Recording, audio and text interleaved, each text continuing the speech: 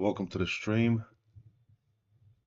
Looks like we're gonna go fill the gap here at roughly 350 or so.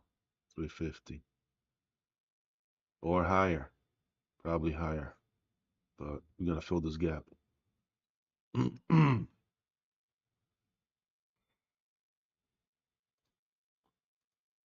It wants to fill the gap.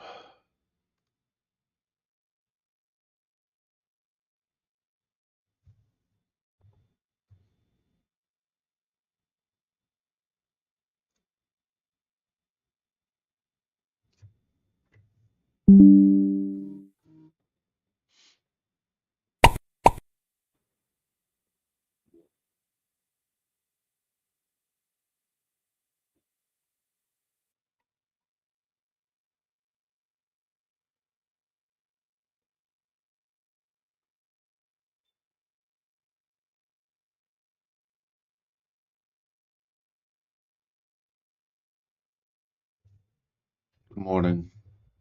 Yeah, I got this. I don't know what's going on here. Got this cold. I don't know, just sinuses. Just doesn't want to go away. Crazy. Guess it's going around.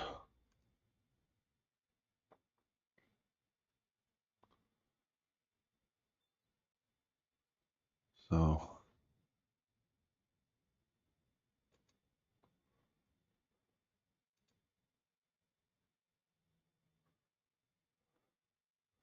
well, let's see if I'm right. If it's gonna fill the gap at 350.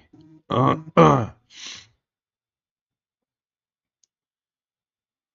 willing to bet yes, but I'm done trading.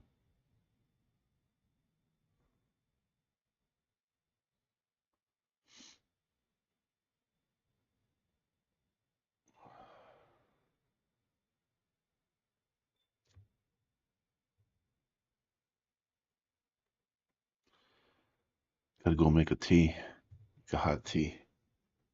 Be right back.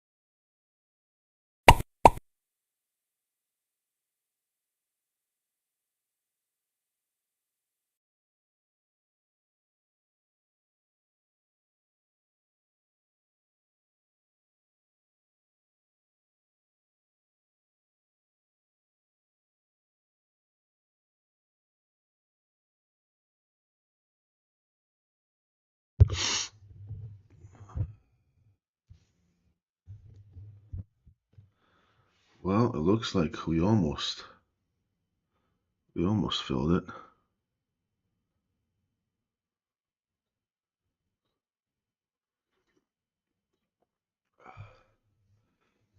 Five points. Morning, good morning.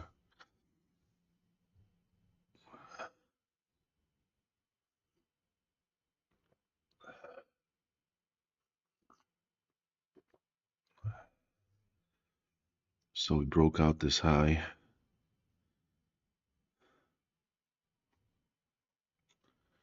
but didn't get to. Let's see. Come on.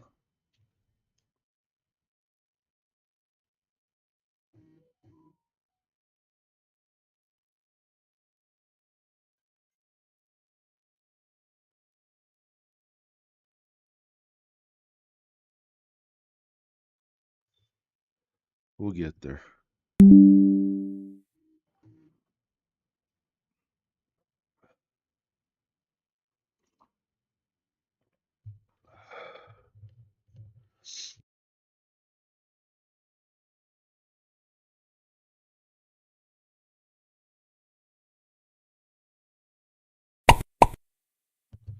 Anybody trading? Making money?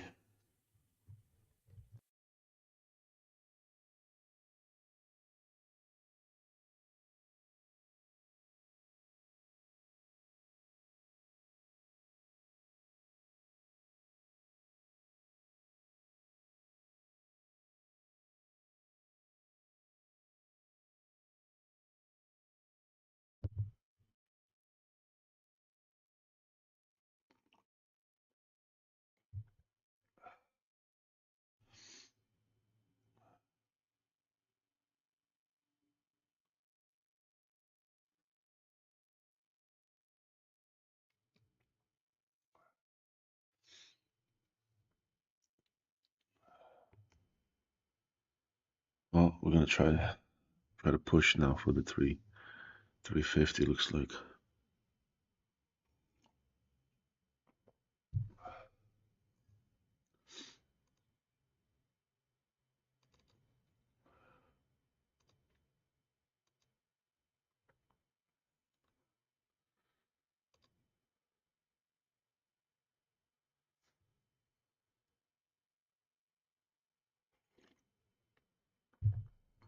I'm not gonna like this. If we take out this bar here on a 5-minute chart, if we take it out, close. Doesn't look like we got 2 seconds left. But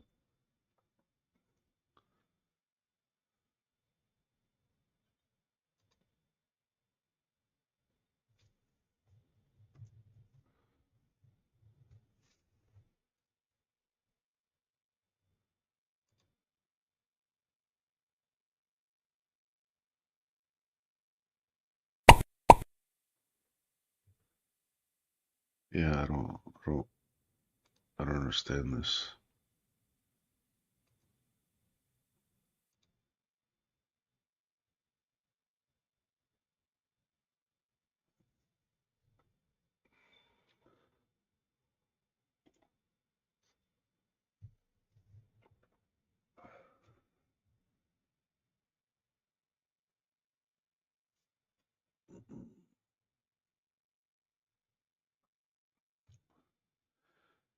I mean, why give up 40 points for 5, right? To fill the gap.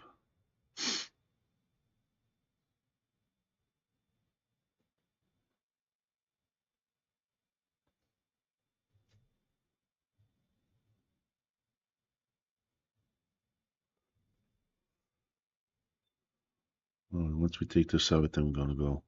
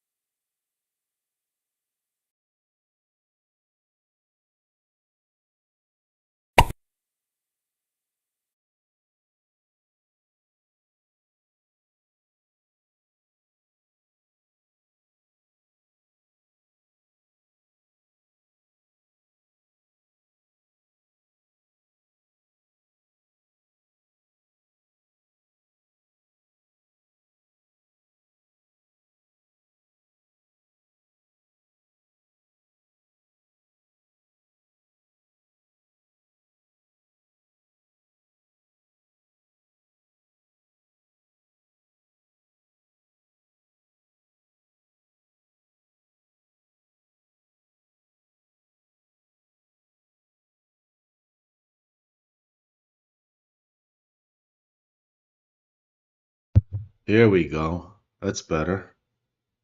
Like I said, going 350.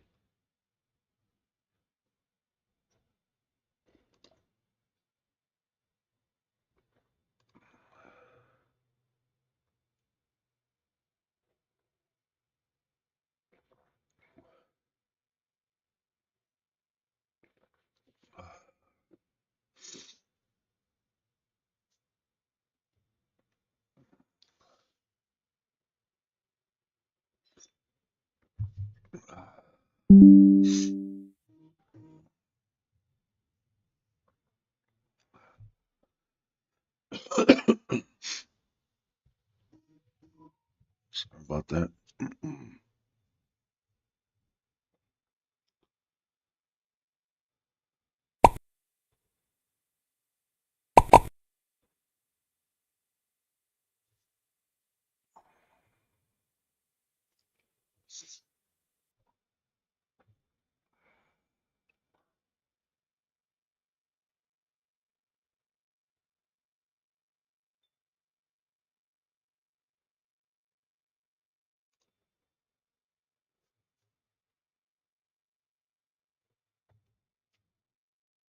So there you go.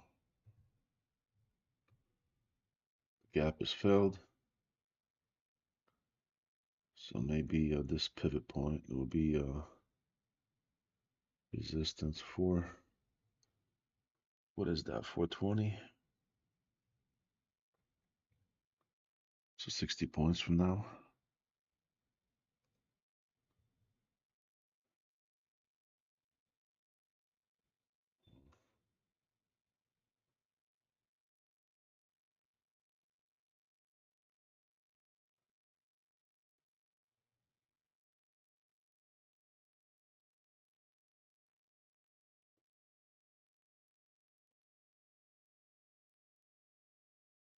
On this 1 hour chart, looks like it wants to go to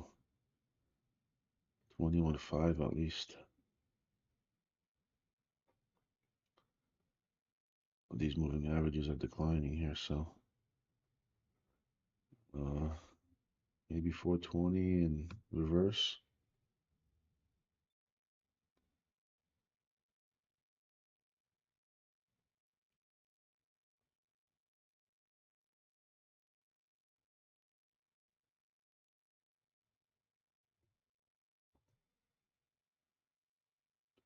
Anybody trading?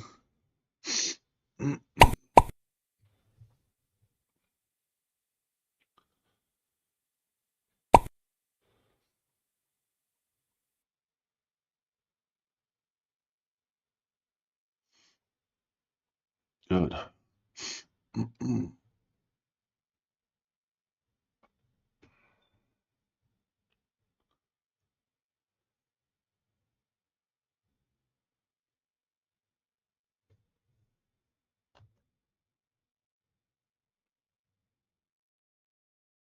Oh,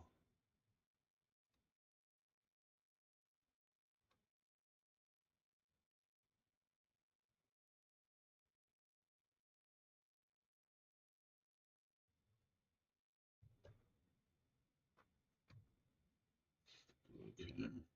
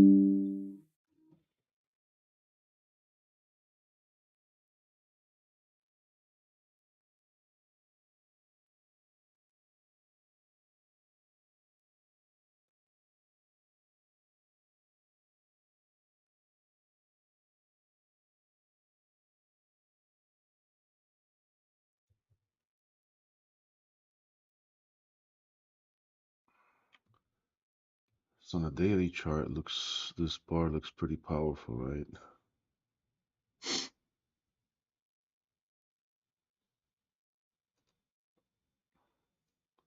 So we took out 1, 2, 3 so far. So if we go to 420,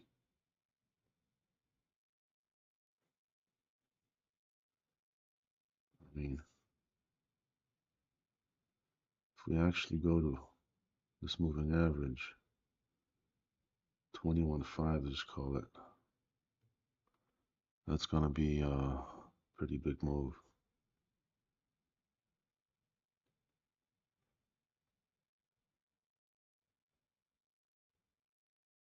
Hmm. Interesting. Interesting.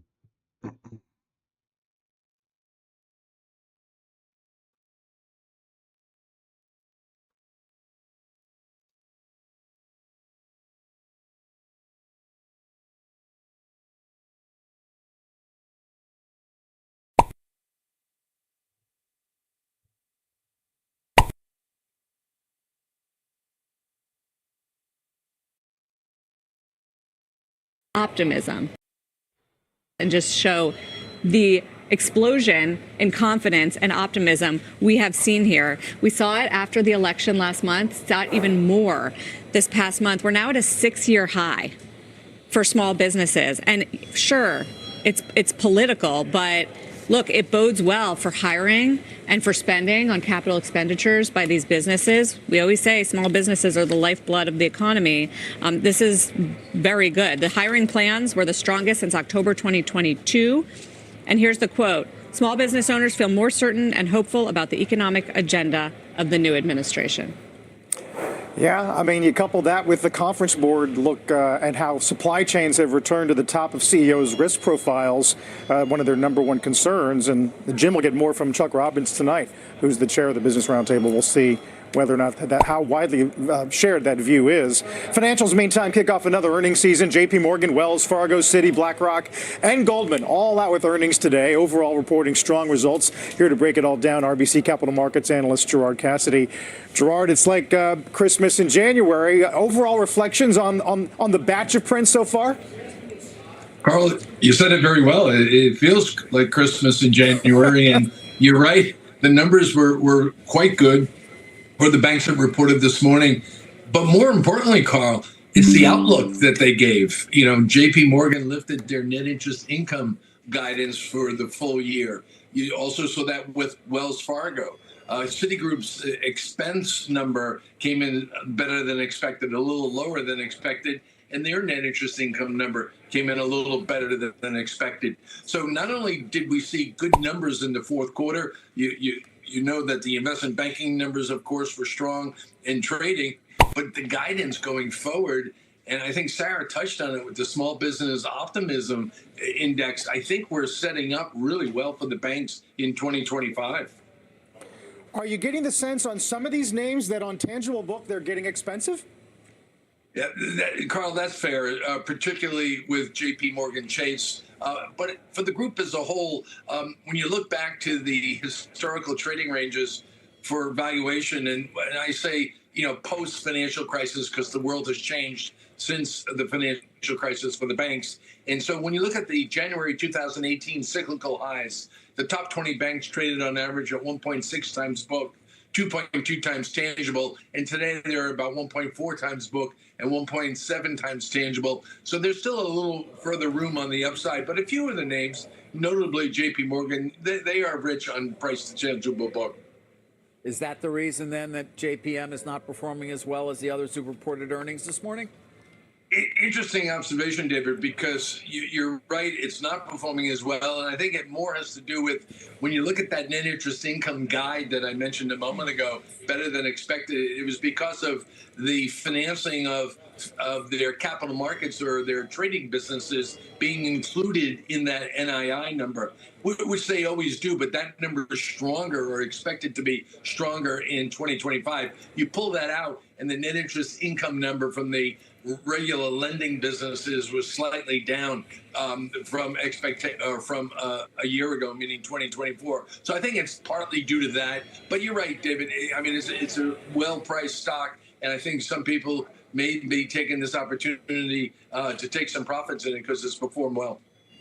What about Citigroup? It's on the other side, best performer of the day, 6.6% higher. I mean, Jane Fraser needed this, right, after last quarter and some of the concerns about the regulatory hit. What kind of signs of improvement are we seeing from her turnaround plan?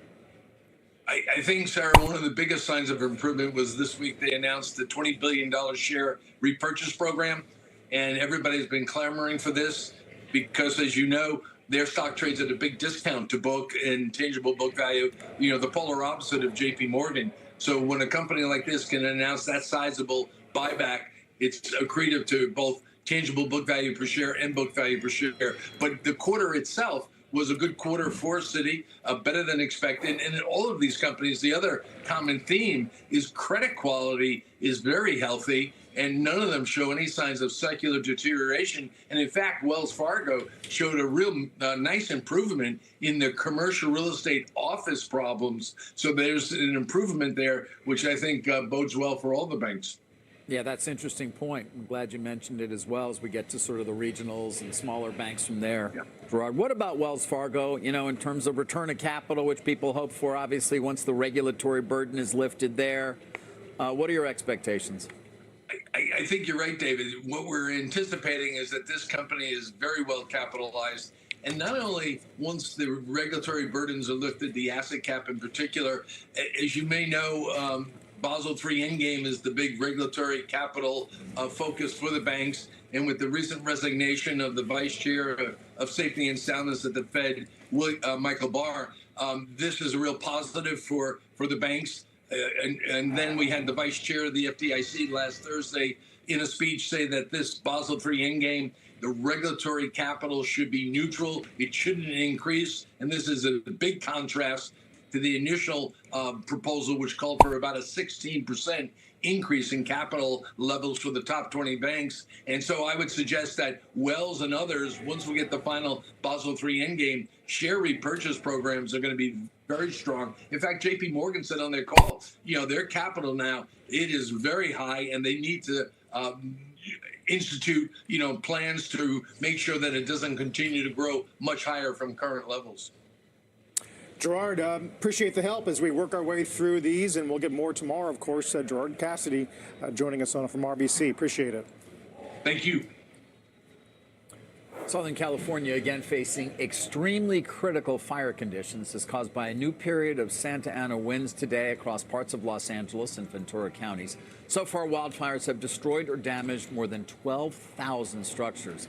Let's get to Ellison Barber with the latest from Pasadena this morning. Ellison. Hey, good morning, David. When you look at these containment levels, progress has been made. The Eaton fire, which is closest to where we are, that is now at about 35% containment. That being said, the fire has burned over 14,000 acres. When it comes to the Palisades fire, that is now at 19% contained, but it has burned over 23,000 acres. The Hearst fire, that has burned close to 800 acres now, 97% contained. You see the extreme winds and the fire that brought all of this destruction and damage to these communities. We were lucky overnight. The winds were not nearly as bad as forecasted, but as you mentioned, we're not out of the woods yet. Those high wind warnings and potential high fire risk, that is still in effect through today. The LA fire, they had said they had pre-positioned fire engines and patrols throughout the LA region in anticipation of those winds and the possibility of new fires erupting. A lot of people breathing a sigh of relief this morning that there was not a lot of new fires. They were quickly largely contained or seemingly put out. Nothing like what we saw with the Palisades and Eaton fire. Eaton fires, this community, though, still processing what has happened here. Many people still desperate, trying to get back to their homes just to assess the damage, some of them to see if their homes are still standing. Recovery.lacounty.gov is a place where people are able to go and look in these communities for preliminary damage assessments and just to see on the maps whether or not their homes are still standing. But for a lot of people, they have said that's not enough. They want to be able to go back to these homes to see them. But firefighters, they have said, look, it's simply unsafe. We have so many down power lines. We have trees that have been burned that can collapse and fall on people. On top of that, in many of these homes, particularly near the area where we are in the Eaton fire, a lot of these homes and buildings had basements. And when they burned and collapsed, the levels of the building pancaked on top of each other. And when they are concrete buildings or bricks, that is where heat gets trapped underneath them and hot spots happen and flames can reignite. So what fire officials and the police have been telling people, they say, look, we were doing escorts, trying to take people back into some of these communities earlier. We've had to halt those entirely because it is still simply too unsafe to allow people back into these communities. David. Ellison, thank you. As we head to break, let's give you a roadmap for the rest of the hour right here. Home rental prices around the Los Angeles area, well, as you might expect, they're soaring, of course, given how many people are homeless. We're going to have more on that coming up. Plus, Wells Fargo and Goldman Sachs holding their conference calls this hour. We're going to bring you headlines that cross. And United Health getting ready to report earnings tomorrow. Stocks dropped 10% since the killing of one of its top executives. Why there might be some green shoots for health insurers after a tough year. When Squawk on the Street continues.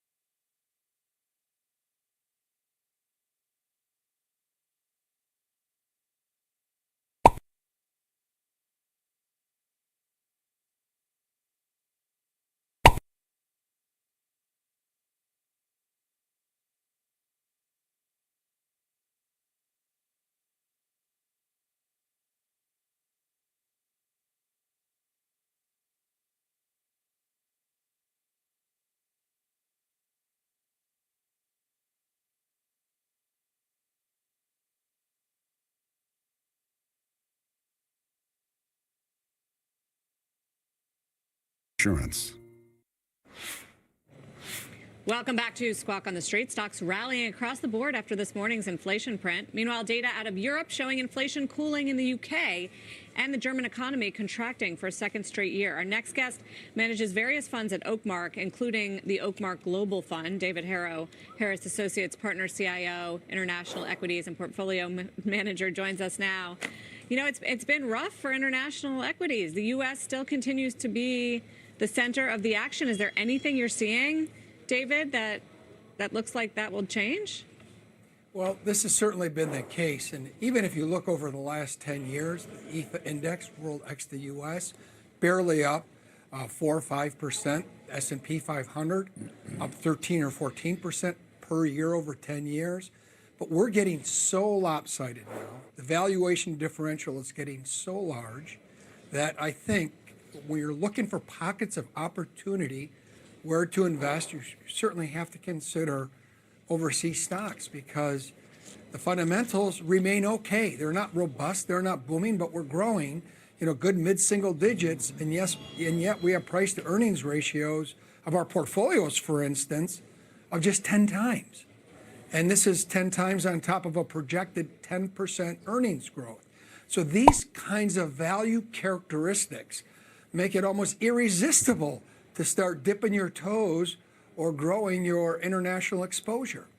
And Except while the fundamentals, I mean, not to cut you off, but a lot of people would argue with the fundamental point, that the lack of growth across these economies, the fact that they still have a little bit firmer inflation numbers, the fact that they don't have Magnificent Seven or AI companies or anything exciting like that.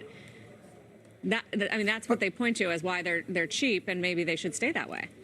Yeah, but this is really not an adequate criticism because companies that are based in Europe, their growth rates aren't dependent upon where their home is.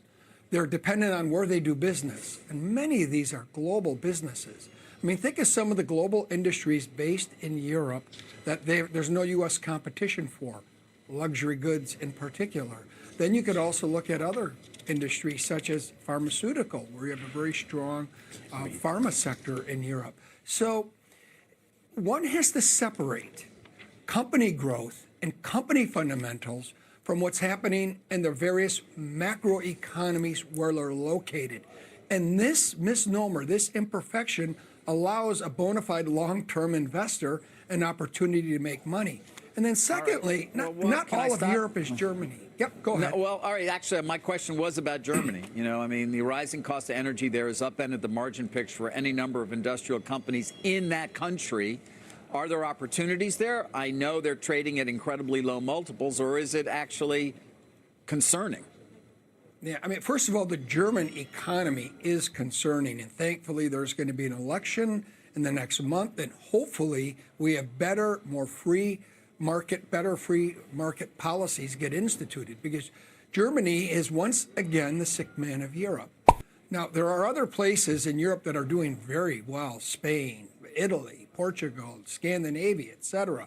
But Germany, the continent's biggest economy, sadly is on its back. And to the extent at which German companies have to pay high energy prices, we do have to factor this in to how we value the businesses. But luckily, again, think of a company like Siemens. It's a German company, but it does business all over the world. It does, process software, industrial process software, factory automation. It does business all over the world. And you look at these companies, even the car companies, incidentally. Take Mercedes and BMW. Only 1/3 of their business comes from Europe in general, whereas the other third comes from Asia and the U.S. So this is, again, where there's opportunity. Investors get scared off by German policy in particular. And by the way, the UK, sadly, isn't learning from Germany's mistakes. This is bad for the UK macroeconomy, but that doesn't necessarily mean that the UK companies are all going to suffer, especially since they do business everywhere. Yeah. German economy now shrinking 2 years in a row, and the powerhouse of the continent, as you point out, David. What's more important to you, a rethinking of pro-growth policies within Europe, or something external like China stimulus finally kicking in? That's a really good question, because both have a strong impact. I would almost say it's 50-50. For the long term, I would like to see better pro-growth policies. We are, again, starting to see this in some parts of Europe. But, the big ones, France, Germany, the UK, need to really focus on this. In the short term, if China increases stimulus, you saw what happened when they increased monetary stimulus in September. The European market shot up. It didn't last long because people were hoping for a secondary tranche of fiscal stimulus. I mean, China certainly has to do something. And besides the fiscal stimulus, they have to make themselves an attractive brand again. I mean, they've kind of ruined their brand. Foreign investors don't want to go there. Foreign direct investment has shrunk. If China could change some of these policies, this too will be very beneficial to Europe. But this will cause, I think, a short-term positive event for European economies and stocks. But the longer term is you need structural reform, you need regulatory reform, and maybe, just maybe, like we saw in the 80s, when the European economies and politicians saw what was happening in America when Reagan came in and deregulated and cut taxes, maybe they will see what's happening in America with incoming Trump administration and try to mimic some of the positive aspects of deregulation, not just deregulation, but smart regulation, whether it's energy or otherwise. It's a lot of wishful thinking there. David, thank you for joining us to talk about the case still for international stocks. We appreciate it. Thank you. David Harrow. As we go to break, look at some gainers for the morning. Edison International with an upgrade, even with all of the drama regarding the fires this week. We'll talk about utilities after a break. We'll get some of the biggest moves as the S&P, NASDAQ, Russell, and Dow enjoying their best session so far since the day after the election. Stay with us.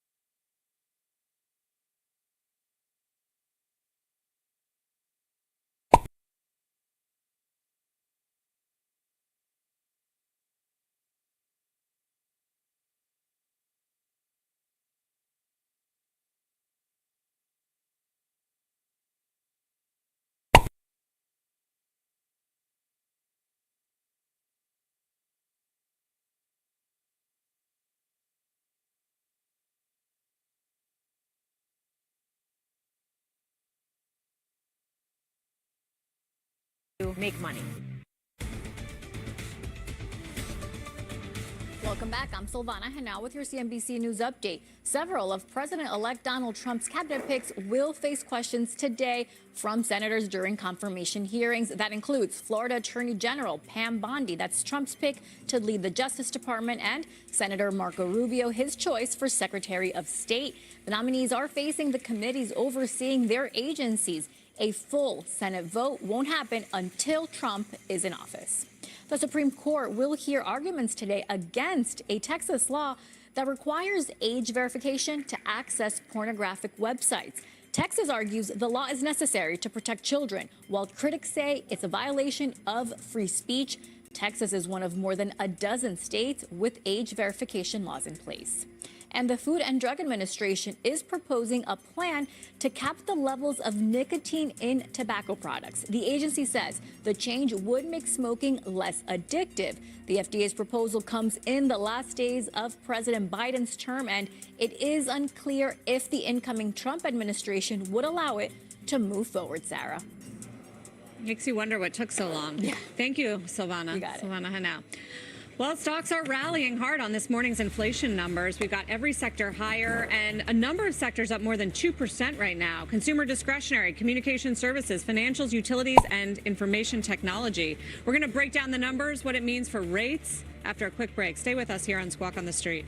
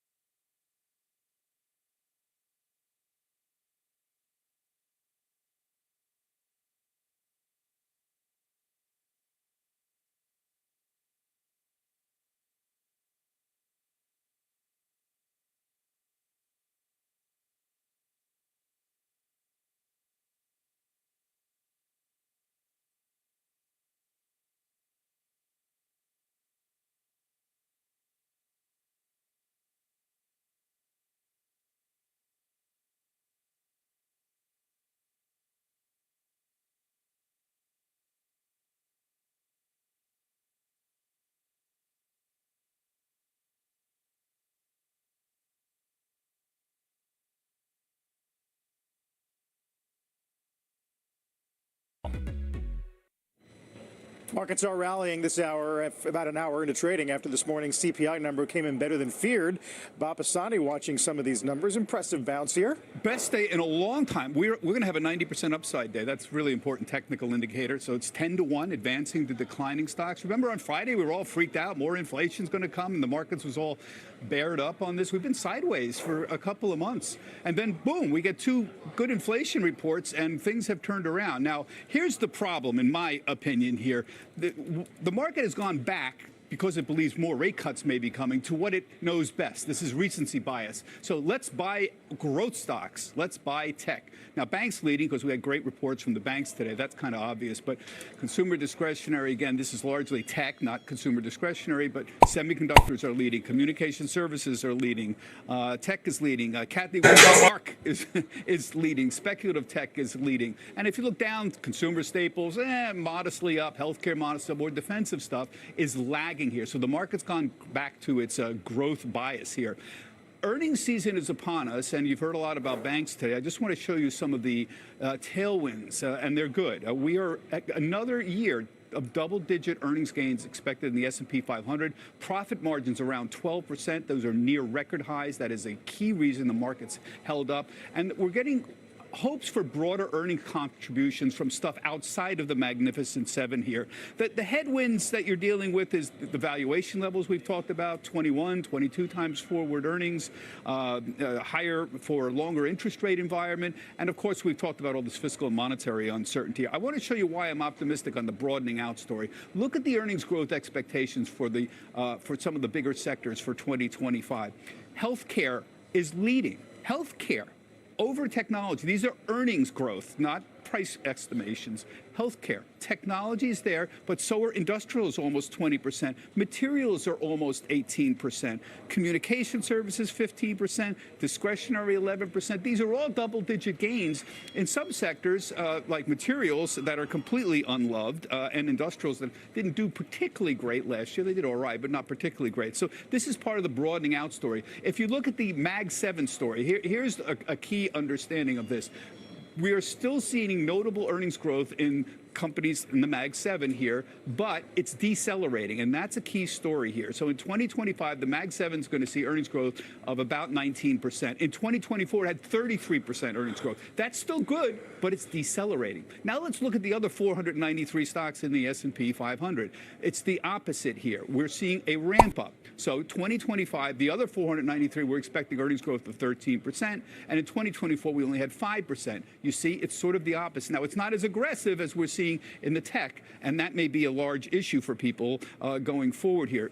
What's happening is some people are trying to buy into this thesis. So the equal weight S&P 500 is actually outperforming the S&P this month and in the last 6 months. So about 2% growth in the RSP this month, maybe 1% in the S&P 500. There you see, there's the year to date on the RSP versus the S&P 500. So people are trying to buy into this thesis. I think the problem here is that on a fundamental basis, this broadening out idea makes complete sense. You want to buy into something. Earnings are growing but decelerating in the Mag 7, and earnings is growing in the rest of the market. So on a fundamental basis, it makes sense. The problem is we know from behavioral finance, Sarah, that people have recency bias. They stick with what they've been doing. It's going to be very difficult to get them off of big cap tech. Look what happened to Cathie Wood's ARK. People stayed with that fund for a very long time, long after prices started dropping, and only much later did they start lightening up and essentially moving out of those funds because of recency bias. And fear of a loss is greater than expectations of a gain. We know all these behavioral economics ideas. So this makes sense to me. I'm a big favor of this rotation theory. I just wonder when you get days like today, you see people aren't following this idea. They're going straight back into the growth story. Yeah, Tesla's leading the market. Yeah. I mean, up 5%, consumer discretionary, best sector. What we know. Thank you, Bob. Okay, Bob pleasure. Bassani breaking down the rally. And stocks are rallying on the back of this latest inflation print. The bank numbers also coming in strong. But when it comes to inflation, not entirely clear cut for investors as to what it means for the Fed. Steve Leisman here with more. Steve, does this change anything? Not immediately. And Sarah, I like the way you led into that, saying it's not entirely clear cut for investors. And so it's also not going to be clear cut for the Fed either. Even though the numbers, as you reported, better than expected, it's not a green light for the Fed to cut rates, at least not anytime soon. Let's go through the numbers. 0.4 is what we got, a tick worse than the prior month on the headline number, but that core, which is what everybody's watching, that came in both better than the prior month and better than expectations. The year over year, still ticking up 2.9. That's not good enough for the Fed, though the core came down to 3.2. Still not good enough for the Fed. Where was the improvement? Well, housing seems to be helping, finally, at least not getting worse. That's the older equivalent, ran up 0.3. Airline fares, though, big number that's expected to be temporary. Core services, ex-rents, 0.2%. Sorry, the T fell off in our programming there. Goods, well-behaved, especially even despite the fact that new cars were up. Clothing was well-behaved as well. Moving on and taking a look here at the early read from forecasters, they plug their numbers, the PPI and the CPI, and they come up with the PCE rate, the Fed's preferred indicator. That comes at the end of the month. It's also expected to be well-behaved. core rate of around 0.13 to 0.18. That's going to give you a 2.8 year over year, or roughly unchanged from November, but mark a solid improvement if you look at those 3 and 6 month gauges, if that's the way it comes. So, Nationwide Chief Economist Kathy Bastiancic sees comments. We see the Fed moving to the sidelines for the first half of the year to assess the evolving economic, inflation, and policy landscape. It's kind of where the market is. If you look at the probabilities, you can see they're higher, but they're not 50% for May. They're 66 or 2/3 for June. That's okay, but it's not incredibly confident. And we still can't get above 50% for that second cut in December. So hopefully this is answering Sarah's question at the top of this. Most economists believe the Fed's going to be on hold. Why? Because of the issues of fiscal policy and being unsure about inflation. Sarah, to me, I think only a big change or a big weakness that's evident over several months in the jobs report would change that issue of the Fed being on hold for probably 6 months here. Okay. Well, we'll look for that. Haven't seen that yet. I mean, it's been pretty strong on the jobs front. Right. Thank you, Steve. Steve Leisman. After the break, Goldman Sachs just wraps up their earnings call. Wells Fargo starts theirs this hour. We'll share the highlights next. Both stocks higher. Back in a moment.